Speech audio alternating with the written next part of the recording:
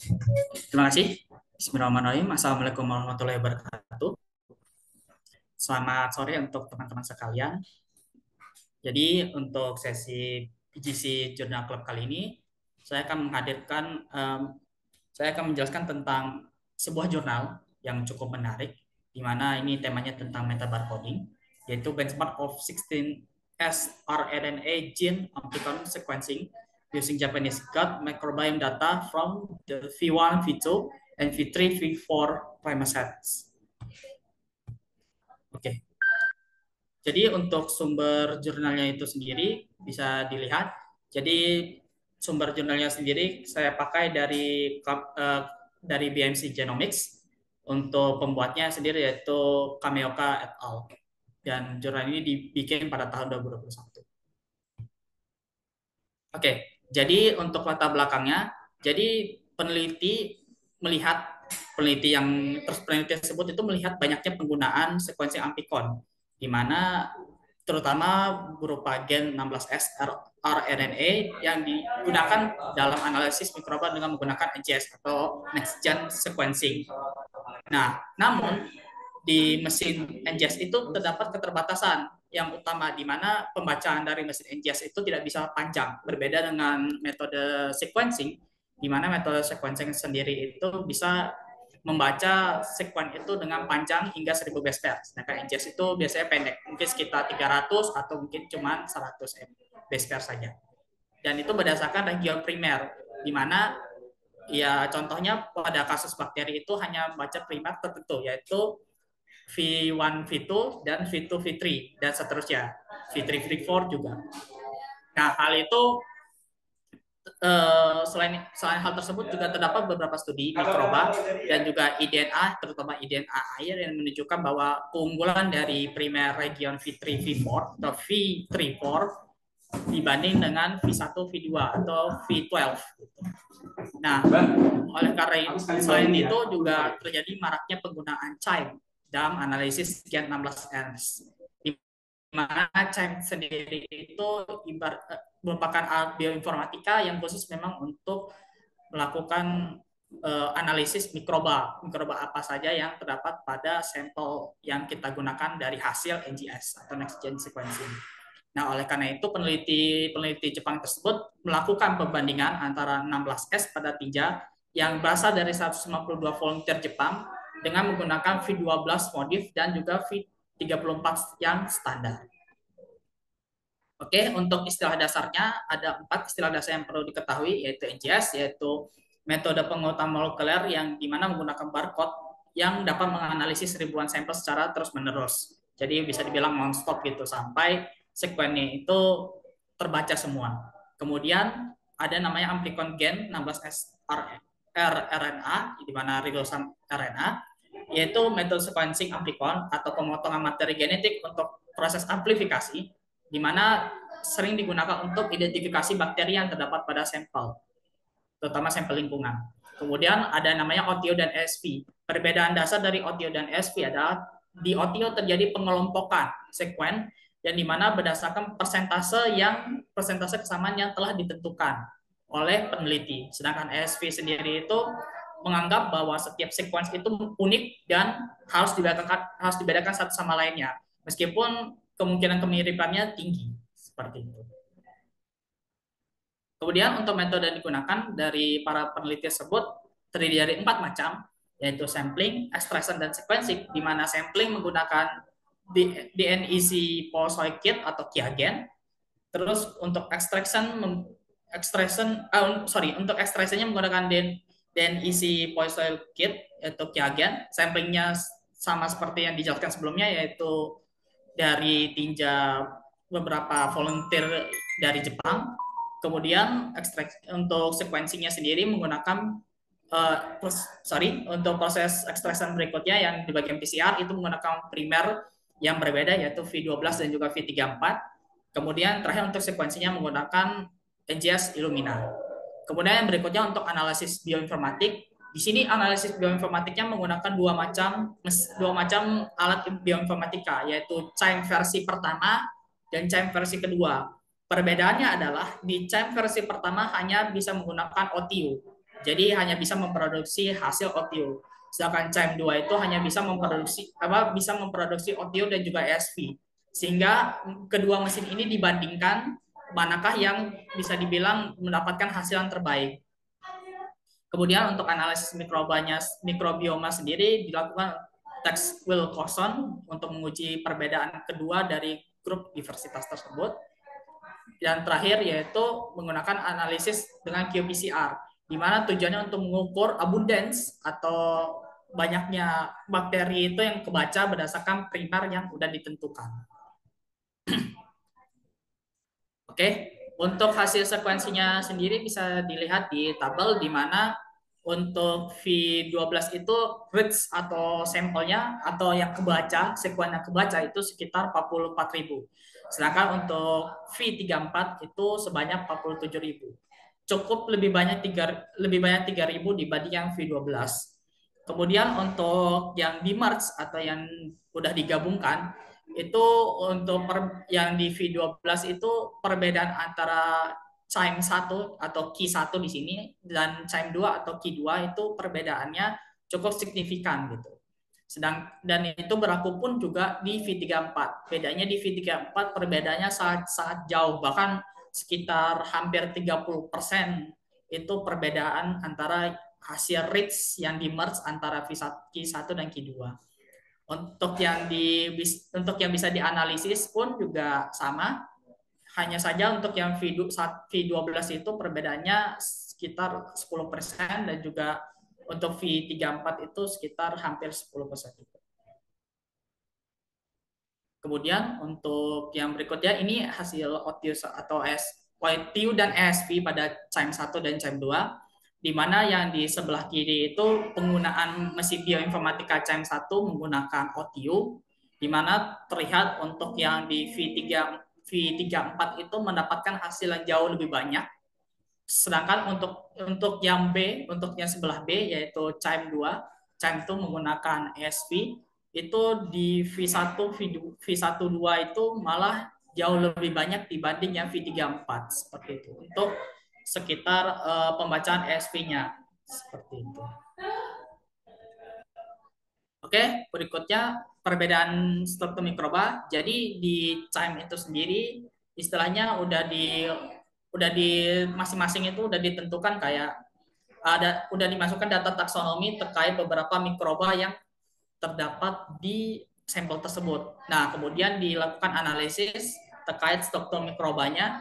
Bisa dilihat bahwa yang bagian A yang ada 4 mikroba yang digunakan yaitu Actinobacteria, Verrucomicrobia, Bifidobacterium dan juga Akkermansia.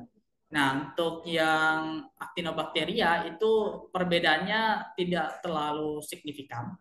Tapi bisa dilihat bahwa yang untuk V34 itu sedikit lebih banyak dibanding V12. Kemudian untuk Verrucomicrobia, ternyata yang di V34 itu terbaca dengan baik di Q1 dan Q2. Sedangkan untuk yang V12 itu sedikit banget yang terbaca. Bahkan hampir tidak ada. Kemudian untuk Bifidobacterium itu komposisi di V34 itu juga jauh lebih banyak, sedangkan di V12 itu cenderung sedikit. Dan yang terakhir itu Akkermansia yang lebih banyak berada di V34 dibanding V12. Kemudian peneliti pun juga melakukan qPCR untuk mengecek banyaknya abundance bakteri yang terdapat pada dua sampel yang sudah dipasang region primer yang berbeda. Dapat terlihat scatter plotnya di mana ini dilakukan untuk dua contoh yaitu Akkermansia dan Bifidobacterium, di mana Akkermansia itu pada V3 V4 itu jauh meningkat komposisinya itu kayak cukup meningkat dibanding yang V12. Untuk Bifidobacterium pun juga sama. Bedanya untuk V12 itu juga banyak tapi tidak sebanyak V34 seperti itu. Oke, untuk kesimpulannya sendiri yaitu data dari wilayah V34 itu menunjukkan bahwa komposisi bakteri dari sampel tersebut itu memang tidak mencerminkan kelimpahan sebenarnya, terutama untuk genus Akkermansia.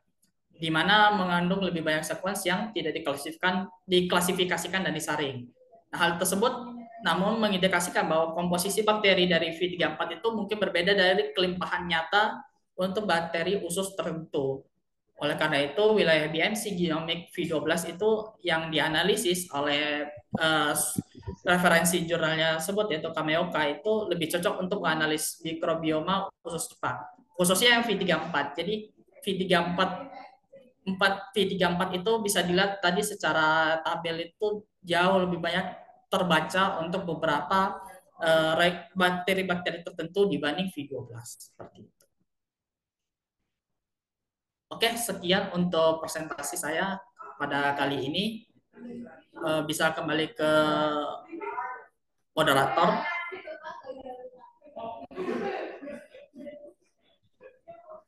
Oke, baik. Terima kasih banyak Kak Eki atas pemaparannya yang luar biasa. Nah, jadi izin merangkum sedikit, Kak Eki ini membicarakan tentang analisis dengan um, 16 SR, 16 sRNA melalui amplicon sequencing. Nah, sebelumnya bagi teman-teman dapat mengajukan pertanyaan maupun memberikan tanggapan atas pemaparan kayak kita tadi ya. Kemudian untuk jurnal dapat dibaca melalui link yang sudah saya sampaikan di grup. Misalnya teman-teman mungkin juga ada pengalaman lain tentang riset ini, kemudian misalnya ada kesamaan, boleh banget sharing ke kita semua ya teman-teman. Baik, sambil menunggu pertanyaan, saya izin bertanya dulu ya Kak. Misalnya dari yang pertama ini, saya penasaran Kak, kenapa Kak Eki pilih jurnalnya yang ini daripada yang lain? Apakah ada kecocokan dengan tema di Imbio-nya atau mungkin memang tertarik di bidang mikrobiom usus atau mungkin di gen amplikon dan seterusnya? Kalau dari Kak Eki bagaimana? Oke, baik. Terima kasih sebelumnya. Jadi alasan kenapa saya memilih jurnal ini, yang pertama memang kecocokan dengan tema saya sendiri, yaitu di magang Imbio sendiri, yaitu menggunakan DNA metabarcoding, di mana proses dari jurnal tersebut juga menggunakan DNA metabarcoding dari proses ekstraksi hingga proses analisis datanya sendiri. Kemudian yang kedua itu saya merasa cukup menarik untuk temanya, di mana membandingkan antara dua set primer yang biasa digunakan untuk mikrobiodata gitu, terutama untuk yang bakteri.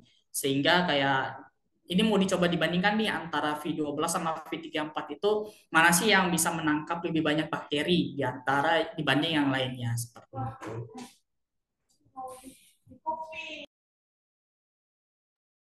Oke, baik. Sudah dapat gambaran alasan dari pengambilan jurnal ini. Ya, terima kasih jawabannya Kak Eki. Kemudian ini sudah ada pertanyaan di kolom chat dari Kak Nurul Dinza Jenia. Selamat siang Kak Eki, saya Dinza ingin bertanya mengenai materinya. Tadi dijelaskan bahwa komposisi bakteri menggunakan V34 tidak mencerminkan kelimpahan yang sebenarnya. Nah, kemudian dampak dari hal tersebut apa ya Kak Eki? Mohon dijawab. Oke, baik. V34 tadi tidak mencerminkan kelimpahan yang sebenarnya. Jadi ketika kita mengambil sampel ya, mengambil sampel misalkan mengambil sampel berupa gut gitu dari hasil tinja itu, kita perlu mengetahui sebelumnya itu hasil dari istilahnya apakah yang bakteri yang kita ambil itu udah cukup banyak, apa udah cukup banyak ketika kita ambil atau belum. Nah, itu biasanya bisa dicek dari yang ini namanya rarefaction. Rarefaction, saya lupa namanya, rarefaction curve gitu, di mana itu akan menentukan seberapa banyak bakteri apa rates yang kita ambil. Kalau misalkan dia semakin jenuh pengambilan datanya, maka hasil bakterinya itu istilahnya kita udah cukup untuk ngambilnya gitu dan sebagainya.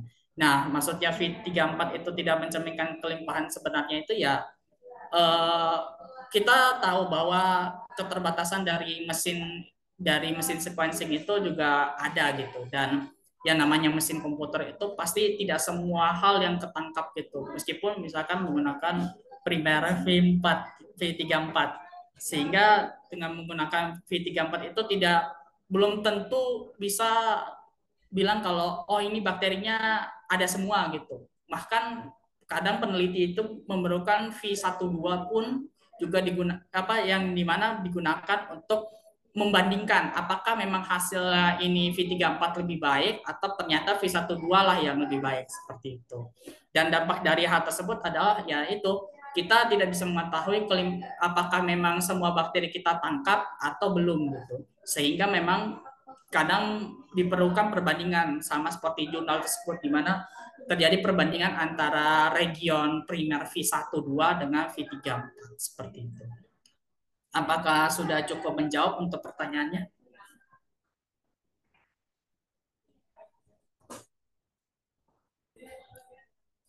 Oh ya, maaf, maaf, maaf. Oke, oke. Mohon maaf, tadi ada masalah. Oke, oke. Terima Baik, kasih. ini dari Kak Dinja juga sudah tidak ditanggapan lagi. Terima kasih atas jawabannya Kak Eki. Kemudian dipersilakan kepada teman-teman yang lain untuk memberikan tanggapannya dan juga insight-nya, atau mungkin jika ada yang ingin ditanyakan. Kemudian saya izin bertanya lagi Kak Eki sambil menunggu yang lain. Ini apa namanya, di data dan juga di jurnal juga disebutkan V1, V2 dan seterusnya. Kemudian di jurnal juga disebutkan bahwa itu merupakan hypervariable region. Ini saya baru pertama kali mendengar. Kalau boleh dijelaskan hypervariable region ini apa ya Kak? Karena tidak apa ya, saya baru pertama kali mendengarnya. Dan kemudian ada satu, dua, dan angka-angka seterusnya itu cara pembagiannya bagaimana, kemudian itu juga mewakili apa? Apakah ada penjelasan lebih lanjutnya ya Kak?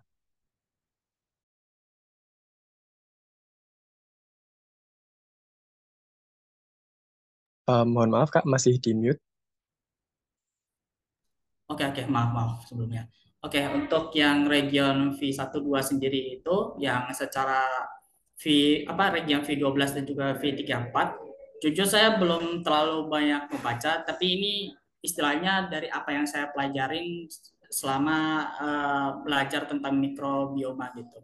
Di mana V12 dan V34 itu didasarkan pada bagaimana sih posisi primernya itu dapat menempel pada segmen bakteri gitu. Dimana kan di dalam proses PCR itu sendiri kan istilahnya kita pasti akan menempelkan primer kan. Nah, primernya itu tergantung dia akan nempelnya di bagian berapa gitu dari sekuen tersebut. Sehingga ada yang namanya region 1 2, ada region 3 4, ada juga region yang 2 3 juga gitu. Nah, untuk tadi sebelumnya apa namanya? Yang hyper apa? Mohon maaf. Hypervariable region.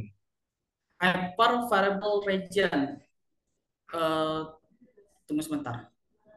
Saya juga belum terlalu baca jurnalnya. Soalnya saya juga agak bacanya juga cukup sekilas gitu. Tunggu sebentar.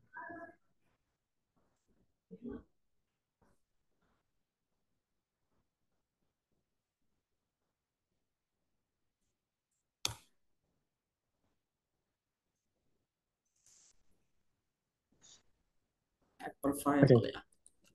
baik. Mungkin, Menunggu jawaban dari Kak Eki, teman-teman bisa mengajukan pertanyaan yang lain ya. Baik, silakan dilanjutkan Kak. oh ya udah. Oke, sebentar ya. Oke, hyper variable region. Hmm, Oke, mungkin dari jurnal ini memang nggak terlalu dijelasin ya tentang hypervariable region gitu. Tapi bisa dibil kalau dari apa yang saya tangkap ya tentang hypervariable region itu, jadi regionnya itu bisa dibilang dia kayak nangkap bakteri itu kayak lebih banyak dibanding yang istilahnya yang biasa digunakan gitu. Jadi kayak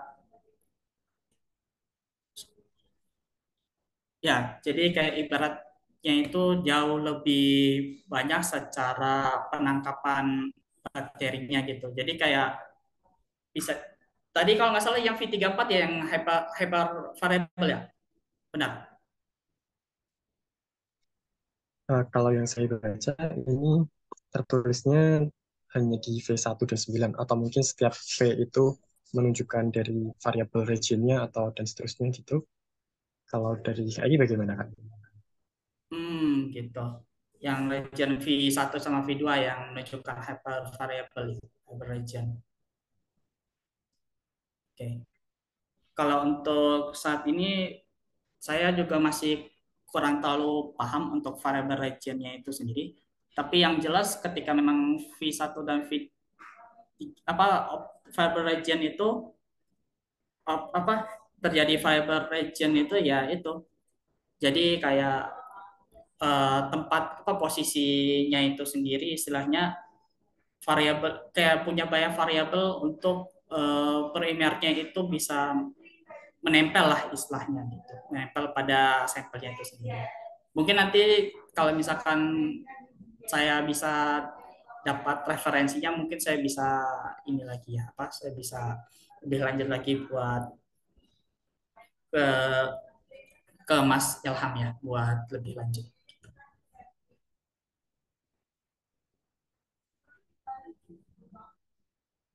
Oke, baik. Nanti sambil belajar bersama juga Kak Eki. Terima Oke, kasih banyak atas jawabannya Kak. Kemudian ya. kepada teman-teman yang lain, apakah masih ada yang ingin disampaikan, baik berupa tanggapan maupun pertanyaan?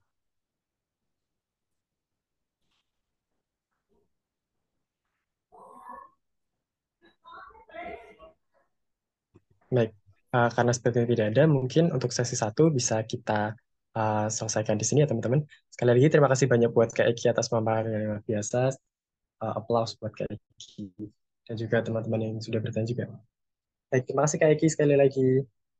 Iya, sama-sama. Baik, selanjutnya teman-teman kita beralih ke sesi 2, yakni untuk sesi 2 ada dari Kak Diana Sinta Pramudita. Kepada Kak Diana, waktu dan layar dipersilakan. Baik, terima kasih. Sebelumnya, boleh minta tolong untuk di-share screen.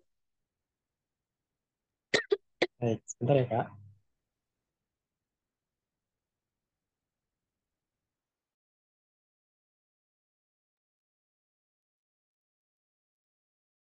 Em, Baik, terima kasih. Sebelumnya saya mohon maaf tidak bisa untuk on cam karena keadaan saya baru pulang dari rumah sakit. Saya juga minta maaf kalau misalnya nanti dalam penyampaian materi agak kurang jelas begitu ya, karena kondisi kesehatan begitu. Mungkin bisa di sebelumnya, saya buka dulu ya mungkin. Assalamualaikum warahmatullahi wabarakatuh. Selamat siang teman-teman. Perkenalkan, nama saya Diana Sinta Pramudita. Nah, pada sore hari ini saya akan mempresentasikan mengenai topik yang berjudul Green Pesticide: The Future of Pest Biocontrol in Crop Protection.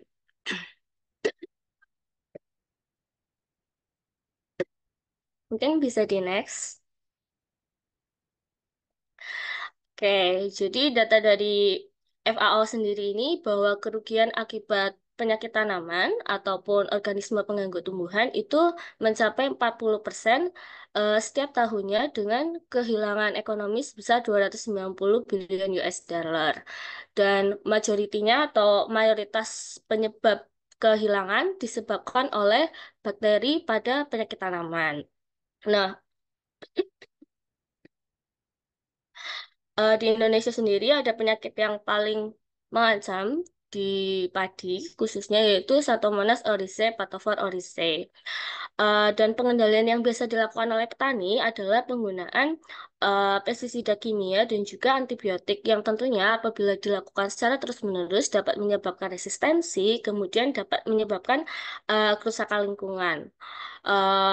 Dilaporkan bahwa bahan-bahan seperti koper, kemudian hidrogen peroxide, dan berbagai antibiotik seperti streptomycin telah resisten terhadap berbagai penyakit tanaman.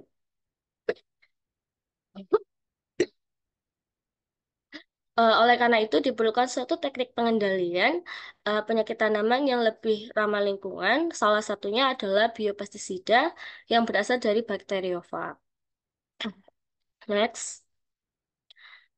Nah, sebenarnya konsep dari bakteriofag sebagai biopestiside ini sudah ada sejak tahun 1924. Nah, waktu itu Hemstreet dan juga Malman dia menggunakan kompos ataupun bagian tanaman kubis yang mengandung bakteriofag digunakan untuk mengatasi penyakit kanker kanker pada jeruk yang disebabkan oleh XCC. Namun pada tahun itu belum terlalu populer karena pada tahun yang sama antibiotik itu sedang trennya di Eropa. Kemudian pengetahuan mengenai bakteriofag ini belum terlalu banyak diteliti gitu. Next.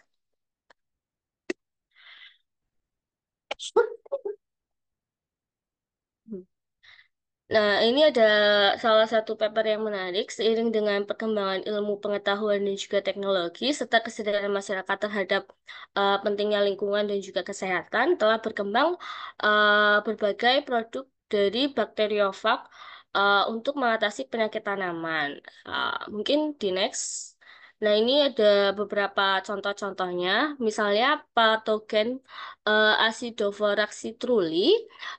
Ini ada bakteriofag yang namanya ACPWH. Kemudian untuk tanamannya ada di melon, kemudian semangka dan tanaman Cucurbitaceae lain. Nah, Acidophorus citrulli ini penyebab dari eh, hawar pada buah ya gitu. Nah, kemudian untuk aplikasinya sendiri itu bisa dengan menggunakan 10 pangkat 6 PFU gram per soil gitu. Dan ini resultnya sangat baik ya ke apa namanya disease severity atau tingkat keparahannya itu berkurang dari 80% menjadi 27%. Dan ini ada beberapa contoh-contoh yang lain juga sama ya, menunjukkan bahwa aktivitas dari bakteriofag ini mampu menekan penyakit pada tanaman begitu. Next. Ini juga sama ya, contohnya mungkin nanti bisa lebih lengkapnya dapat teman-teman baca di jurnal yang ada di G-Drive ya, gitu. Next. Nah, kemudian untuk keunggulannya sendiri, penggunaan bakteriofag ini, dia itu sangat spesifik. Jadi, dia tidak akan merugikan mikrobiota ataupun makhluk hidup yang lainnya, gitu. Kemudian juga dia bisa hanya mampu bereplikasi hanya pada host strain tertentu saja. Kemudian dia juga bisa membunuh MDR bakteria. Kemudian untuk kekurangannya, tetap bisa mengakibatkan resistensi, walaupun resistensi itu terjadi lebih lambat daripada penggunaan antibiotik, sehingga strategi yang bisa kita gunakan adalah dengan aplikasi berbagai campuran bakteriofag dengan yang memiliki sel surface reseptor yang berbeda dan juga host range mutan yang berbeda. Kemudian dalam pengaplikasiannya juga harus memperhatikan timing ataupun waktu yang tepat karena bakteriofag ini kan apa ya namanya sangat sensitif terhadap sinar matahari sehingga lebih baik diaplikasikan pada saat pagi hari mau ataupun di sore hari begitu. Selanjutnya, nah, nah, selanjutnya mungkin untuk mendapatkan bakteriofag itu kita bisa isolasi terlebih dahulu dan identifikasi jenis bakteriofagnya dan juga host bakterinya. Kemudian dilanjutkan dengan spot test method yaitu apa ya namanya di mana apa ya apa ya untuk mengetahui virulensinya biasanya akan terbentuk zat bening seperti itu. Nah, kemudian untuk mempercepat proses itu kita juga bisa menggunakan bioinformatic approach untuk mendapatkan kandidat bakteriofag dari genom bakteri.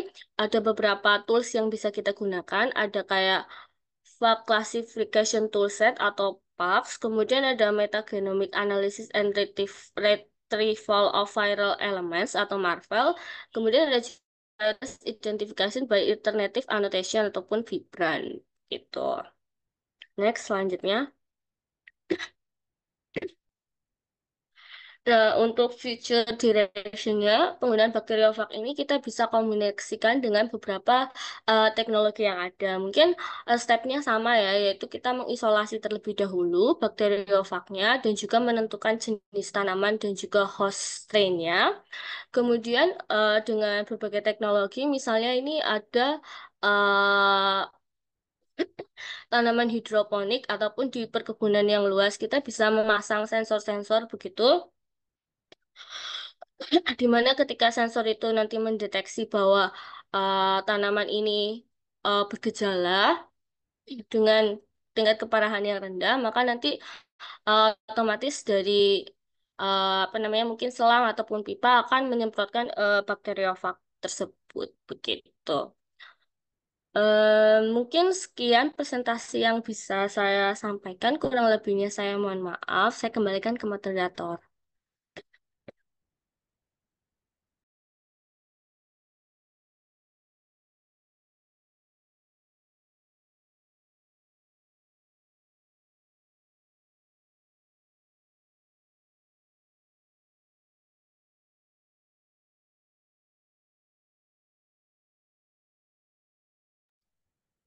Mohon maaf, saya ada gangguan di sinyal di dua kamera. Baik, terima kasih sekali untuk Kak Diana atas pemaparannya, Kak. Sebelumnya mohon maaf juga kalau mengganggu waktu beristirahatnya. Kita doakan semoga Kak Diana lekas sembuh dari segala penyakit yang diderita ya, teman-teman. Amin, amin. Nah, baik, pemaparan dari Kak Diana ini adalah tentang penggunaan pestisida hijau, yakni menggunakan faga, bakteriofaga, untuk menjadi masa depan dari perlindungan tanaman pangan, khususnya sebagai biokontrol. Baik, seperti biasa, kepada teman-teman, sangat dipersilakan sekali apabila ada tanggapan, baik berupa pertanyaan maupun saran, atau juga pertanyaan, tanggapan, masukan, dan sebagainya, sangat dipersilakan. Saya izin mengawali dulu. Untuk Kak Diana, kenapa Kak Diana memilih jurnal ini, Kak? Latar belakang dari pemilihan jurnalnya ini. Oke, baik, terima kasih. Untuk latar belakang saya memilih jurnal ini karena yang pertama saya berasal dari prodi saya sendiri, ini proteksi tanaman. Khususnya saya memiliki bidang interest ke biocontrol agen. Nah, di mana bakteriofag ini belum banyak terlalu dilirik begitu ya di dunia proteksi tanaman. Sehingga saya ingin mencoba menggali potensi apa sih yang bisa kita kembangkan atau kita terapkan untuk pengendalian yang lebih ramah lingkungan, salah satunya dengan bakteriofag begitu, Kak.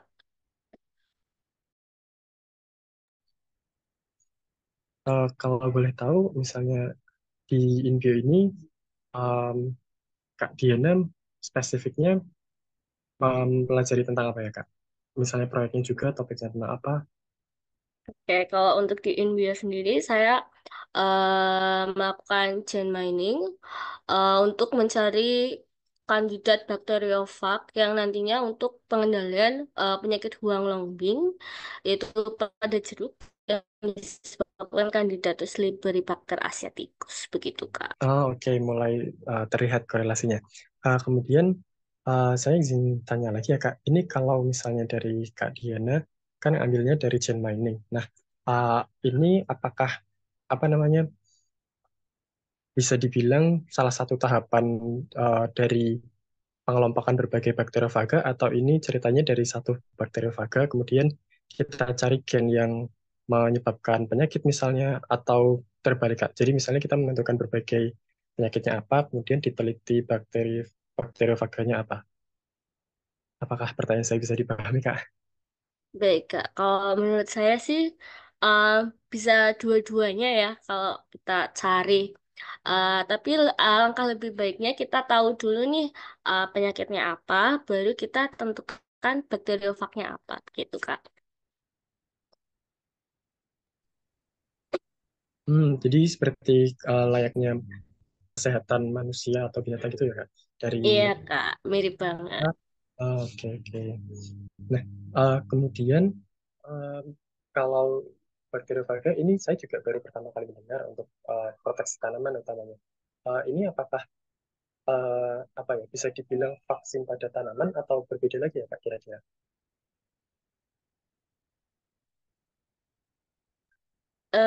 Kalau itu jujur ya, kalau saya sendiri masih kurang agak tahu ya terminologi vaksin pada tanaman atau bukan. Tapi kalau menurut saya pribadi mungkin mirip begitu. Untuk pembeda spesifiknya, apakah kira-kira sudah ada bayangan, Kak, dari apa namanya faga dan juga vaksin pada tanaman? Em, Mungkin kalau vaksin itu kan kayak eh, virus yang dimasukkan ke dalam tubuh dilemahkan ya. Kurang, kalau saya tidak salah. Tapi kalau misalnya bakteriofag di tanaman itu dia ngebantu tanaman buat eh, lewat siklus litik ataupun lisogenik buat eh, ngebunuh si bakterinya itu sendiri. Jadi saya rasa melemahkan sistem, eh tidak melemahkan si bakterinya itu sendiri, tapi lebih membantu buat membunuhnya gitu, Kak. Oke, oke. Sudah dapat bayangan gambaran kasar antara vaksin dan juga pada proteksi tanaman. Baik, terima kasih Kak Diana. Ini sudah ada satu penanya yang lain dari Kak Daniel. Kak Daniel, silakan. Oke, terima kasih Kak Diana atas pemaparan materinya. Ini saya di sini mau bertanya sekaligus make sure sih. Kan di sini judulnya kakak kan green pesticide ya. Nah, sebenarnya yang saya tahu dan saya cari itu tentang green pesticide, most of them itu kan berasal dari ini ya, berasal dari tanaman atau misal ya berasal dari bahan nabati lah anggapannya yang saya tahu gitu. Tapi kan untuk bakteriofage ini kan anggapannya menggunakan virus nih gitu. Nah, apakah pengertian atau definisi dari green pesticide dan entomopatogen itu sama atau beda menurut kakak ya? Karena kalau yang setahu saya sendiri untuk bakteriofage ini sebenarnya saya baru tahu sekarang ini ya, maksudnya baru memahami nelaah ini baru sekarang ini. Namun dari yang sepemahaman saya, kayaknya ini lebih dekat ke entomopatogen ya gitu Kak. Mungkin kita bisa diskusi di sini sebenarnya ini lebih ke entomopatogen atau biopestiside gitu Kak. Terima kasih.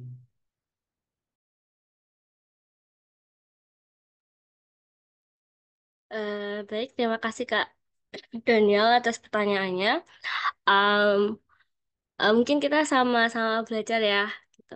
Kalau menurut saya pribadi dan sejauh dari yang saya tahu, kalau green pesticide itu entomopatogenik fungi, kemudian biopesticide itu masuk ke dalam green pesticide karena eh, apa namanya dia itu eco-friendly, ekonomi, kemudian spesifik target dan juga dapat terdegradasi begitu. Jadi kalau menurut saya bakteriofag ini tetap masuk ke dalam green pesticide begitu, Kak.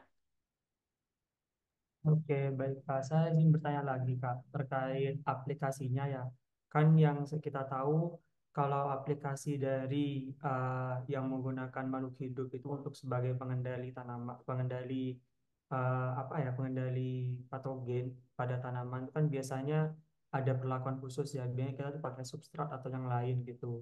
Nah, kalau yang bakteriofage ini kita tuh perlu substrat atau tidak ya Kak, untuk aplikasinya. Kita kan nggak bisa ujuk-ujuk atau kayak tiba-tiba pakai kita masukkan bakteriofagenya terus kita larutkan dalam air atau aquadis terus disemprotkan kan yang kan seharusnya tidak seperti itu ya, Kak. Kalau yang sepaham Kakak itu seperti apa ya? Baik, Kak. Mungkin sepengetahuan saya, setahu saya saja ya, kalau biasanya bakteriofag itu kita pakai ada campuran substrat itu dari air kelapa ataupun dari air eh, apa sih itu namanya kentang gitu, Kak. Terus baru disemprotkan ke tanaman. Oke, baik Kak. Terima kasih atas jawabannya, Kak.